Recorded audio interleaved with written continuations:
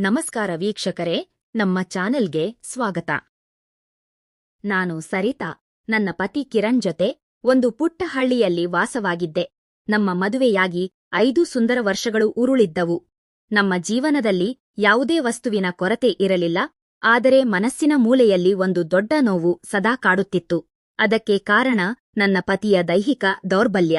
ಕಿರಣ್ ಪ್ರತಿದಿನ ಕೆಲಸ ಮುಗಿಸಿ ಮನೆಗೆ ಬಂದಾಗ ವಿಪರೀತ ಸುಸ್ತಾಗಿರುತ್ತಿದ್ದರು. ಊಟ ಮುಗಿಸಿ ತಕ್ಷಣ ಗಾಢ ನಿದ್ರೆಗೆ ಜಾರುತ್ತಿದ್ದರು. ಅಪರೂಪಕ್ಕೆ ಒಮ್ಮೆ ಪ್ರೀತಿಯಿಂದ ಹತ್ತಿರ ಬಂದರು. ಅದು ಕ್ಷಣಿಕವಾಗಿರುತ್ತಿತ್ತು. ನನ್ನ ಮನದ ಆಸೆಗಳು ಮತ್ತು ಭಾವನೆಗಳು ಹಾಗೆಯೇ ಉಳಿಯುತ್ತಿದ್ದವು.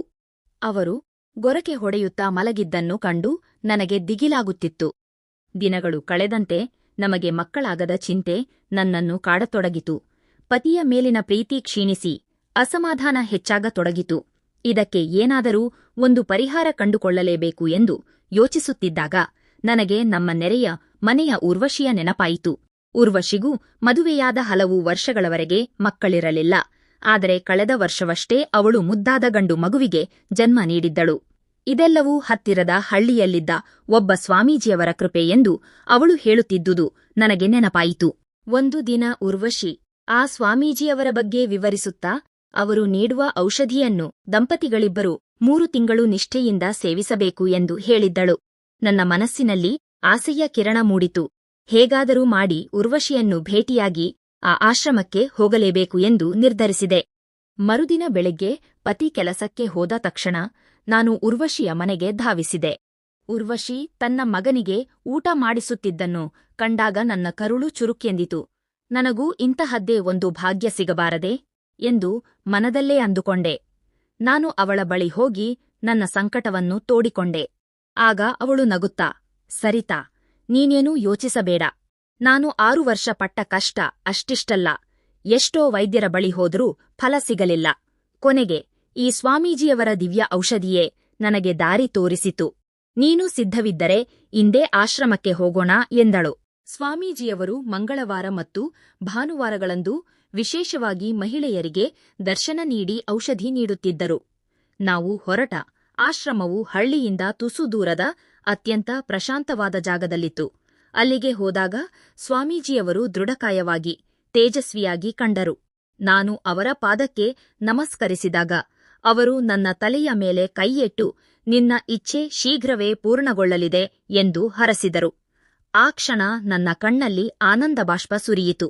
ನನ್ನ ಕಷ್ಟವನ್ನು ಹೇಳುವ ಮೊದಲೇ ಉರ್ವಶಿ ಪರಿಸ್ಥಿತಿಯನ್ನು ವಿವರಿಸಿದಳು. ಸ್ವಾಮೀಜಿಯವರು ನನ್ನನ್ನು ನೋಡಿ, ಮಗಳೇ, ಇದಕ್ಕೊಂದು ವಿಶೇಷ ಪೂಜೆಯ ಅಗತ್ಯವಿದೆ. ಸ್ವಲ್ಪ ಖರ್ಚಾಗುತ್ತದೆ ಮತ್ತು ನಿಮ್ಮ ಪತಿಯನ್ನು ಕರೆದುಕೊಂಡು ಬರಬೇಕು. ಮುಂದಿನ ಮಂಗಳವಾರ ಪೂಜೆ ಆರಂಭಿಸೋಣ ಎಂದರು. ನಾನು ಮನೆಗೆ ಬಂದು ಕಿರಣ್ ಅವರಿಗೆ ಈ ವಿಷಯ ತಿಳಿಸಿದೆ. ಮಗು ಎಂಬ ಆಸೆಯಿಂದ ಅವರು ತಕ್ಷಣ ಒಪ್ಪಿಕೊಂಡರು. ವಾಸ್ತವವಾಗಿ ಕಿರಣ್ ಅವರಿಗೆ ಇಂತಹ ಪೂಜೆ ಪುನಸ್ಕಾರಗಳ ಮೇಲೆ ಅತಿಯಾದ ನಂಬಿಕೆಯಿತ್ತು. ನಿಗದಿತ ದಿನದಂದು ನಾವೆಲ್ಲರೂ ಆಶ್ರಮಕ್ಕೆ ಹೋದೆವು. ಸ್ವಾಮೀಜಿಯವರು 7 ದಿನಗಳ ಕಾಲ ಮಂತ್ರ ಪಠಣ ಮತ್ತು ಹವನ ಮಾಡಬೇಕೆಂದು ತಿಳಿಸಿ ಕಿರಣ್ ಅವರನ್ನು ಪೂಜಾ ಸಾಮಗ್ರಿ ತರಲು ಮಾರುಕಟ್ಟೆಗೆ ಕಳುಹಿಸಿದರು. ಉರ್ವಶಿಯೂ ತನ್ನ ಮಗು ಅಳುತ್ತಿದ್ದರಿಂದ ಮನೆಗೆ ಮರಳಿದಳು. ಆ ಸಮಯದಲ್ಲಿ ಸ್ವಾಮೀಜಿಯವರು ನನಗೆ 1 ಲೋಟ ನೀರನ್ನು ಕುಡಿಯಲು ನೀಡಿದರು. ಅದರಲ್ಲಿ ಏನೋ ಮಿಶ್ರಣವಿತ್ತು ಎಂಬ ಅರಿವು ನನಗಿರಲಿಲ್ಲ. ಅದನ್ನು ಕುಡಿದ ಸ್ವಲ್ಪ ಹೊತ್ತಿನಲ್ಲೇ ನನಗೆ ಪ್ರಜ್ಞೆ ತಪ್ಪಿದಂತಾಯಿತು. ಎಚ್ಚರವಾದಾಗ ನನ್ನ ದೇಹದಲ್ಲಿ ವಿಚಿತ್ರವಾದ ನೋವಿತ್ತು.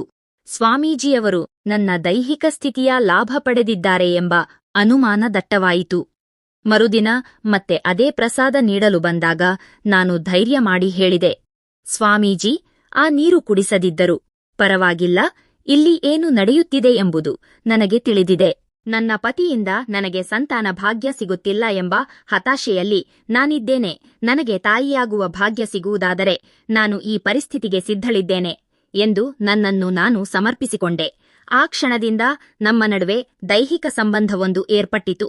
ಕಿರಣ್ ಅವರಲ್ಲಿ ಕಾಣದ ಆ ಸುಖ ಮತ್ತು ಸಾಮೀಪ್ಯ ನನಗೆ ಅಲ್ಲಿ ದೊರೆಯುತ್ತಿತ್ತು.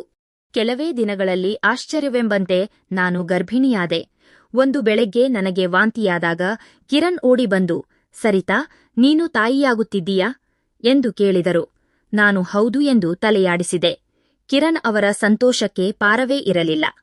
ಇದೆಲ್ಲವೂ ಆ ಸ್ವಾಮೀಜಿಯವರು ನೀಡಿದ ಔಷಧಿಯ ಮಹಿಮೆ ಎಂದು ಅವರು ನಂಬಿದ್ದರು. ಅವರು ತಕ್ಷಣ ಆಶ್ರಮಕ್ಕೆ ಹೋಗಿ ಸ್ವಾಮೀಜಿಯವರಿಗೆ ಕಾಣಿಕೆ ಸಲ್ಲಿಸಿ ಕೃತಜ್ಞತೆ ಸಲ್ಲಿಸಿ ಬಂದರು. ನಮ್ಮ ಬದುಕಿನಲ್ಲಿ ಇಂದು ಮಗುವಿನ ಆಗಮನದಿಂದ ಸಂತೋಷ ತುಂಬಿದೆ. ಲೋಕದ ದೃಷ್ಟಿಯಲ್ಲಿ ಇದು ಪವಾಡ, ಆದರೆ ಆ ಪವಾಡದ ಹಿಂದಿನ ಸತ್ಯ ನನಗೆ ಮಾತ್ರ ತಿಳಿದಿದೆ. ವೀಕ್ಷಕರೇ, ಈ ಕಥೆ ನಿಮಗೆ ಇಷ್ಟವಾದಲ್ಲಿ ವಿಡಿಯೋವನ್ನು ಲೈಕ್ ಮಾಡಿ, ಶೇರ್ ಮಾಡಿ ಮತ್ತು ನಿಮ್ಮ ಅಭಿಪ್ರಾಯವನ್ನು ಕಾಮೆಂಟ್ ಮೂಲಕ ತಿಳಿಸಿ. ಇಂತಹ ಮತ್ತಷ್ಟು ಆಸಕ್ತಿದಾಯಕ ಕಥೆಗಳಿಗಾಗಿ ನಮ್ಮ ಚಾನೆಲ್ ಅನ್ನು ಸಬ್ಸ್ಕ್ರೈಬ್ ಮಾಡಲು ಮರೆಯಬೇಡಿ.